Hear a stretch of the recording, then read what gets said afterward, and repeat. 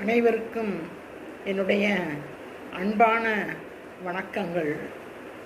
நான் படித்து தெரிந்து கொண்ட சில கோட்ஸை உங்களுடன் ஷேர் செய்து கொள்கிறேன். கடந்து போன காலத்தை நினைக்காதே, கண்ணீர்தான் வரும்.